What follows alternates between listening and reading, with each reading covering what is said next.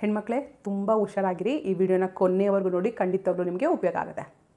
ನೀವು ವೀಕೆಂಡ್ಸಲ್ಲಿ ಅಥವಾ ಫ್ರೀ ಇದ್ದಾಗ ಮಾಲ್ಗೆ ಹೋಗ್ತಾ ಇದ್ದೀರಾ, ಸೂಪರ್ ಮಾರ್ಕೆಟ್ಗೆ ಅಥವಾ ಮಾರ್ಕೆಟ್ಗೆ ಹೋಗ್ತಾ ಇದ್ದೀರಾ, ನಿಮ್ಮ ಸುತ್ತಮುತ್ತ ತುಂಬ ಹುಷಾರಾಗಿ ಇರಿ. ಏನಕ್ಕೆ ಅಂದರೆ ಈಗ ಎಲ್ಲಿ ಬೇಕಲ್ಲೆಲ್ಲ ಹಿಡನ್ ಕ್ಯಾಮ್ರಾ, ಸ್ಪೈ ಕ್ಯಾಮ್ರಾಗಳನ್ನ ಯೂಸ್ ಮಾಡ್ತಾ ಇದ್ದಾರೆ. ಏನು ಅಂದರೆ ಮಾಲ್ಸಲ್ಲಿ ಎಕ್ಸ್ಲೇಟರ್ ಹತ್ತಬೇಕಾದ್ರೆ ನಿಮ್ಮ ಹಿಂದೆ ಯಾರೋ ನಿಂತಿರ್ತಾರೆ ಅಂದ್ಕೊಳ್ಳಿ, ಅವರ ಶೂ ಅಲ್ಲಿ ಹಿಡನ್ ಕ್ಯಾಮ್ರಾ ಇದೆ, ಸ್ಪೈ ಕ್ಯಾಮ್ರಾ ಇದೆ.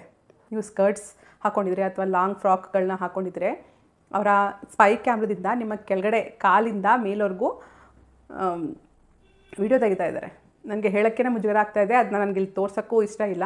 ಇಷ್ಟಿನ ಟ್ರಯಲ್ ರೂಮ್ಸು, ಬಟ್ಟೆ ಚೇಂಜ್ ಮಾಡ್ಕೊಳ್ಳೋಂಥ ರೂಮ್ಸಲ್ಲಿ, ಬಾತ್ರೂಮ್ಸಲ್ಲೆಲ್ಲ ಹಿಡನ್ ಕ್ಯಾಮ್ರಾ ಇಡ್ತಾ ಇದ್ದಾರೆ ಅಂತ ಹೆದರ್ಕೋತಾ ಇದ್ವಿ. ಈಗ ಶೂ ಅಲ್ಲಿ ಹಿಡನ್ ಕ್ಯಾಮ್ರಾಗಳನ್ನ ಇಟ್ಕೊಂಡು ಓಡಾಡ್ತಾ ಇದ್ದಾರೆ. ಇದು ಇತ್ತೀಚೆಗೆ ಒಂದು 5-6 ತಿಂಗಳಿಂದ ತುಂಬ ಹೆಚ್ಚಾಗಿದೆ.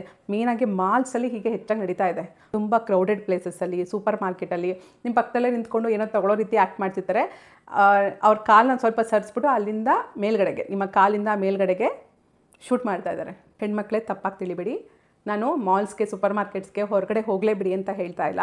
ಹೋಗಬೇಕಾದ್ರೆ ತುಂಬ ಹುಷಾರಾಗಿರಿ. ಇಂಥ ಕಾಮುಕರು ನಮ್ಮ ಸುತ್ತಮುತ್ತ ಇದ್ದಾರೆ. ನಮ್ಮ ಸುತ್ತಮುತ್ತ ಏನಾಗ್ತಾ ಇದೆ ಅಂತ ನೋಡ್ಕೊಳ್ಳಿ.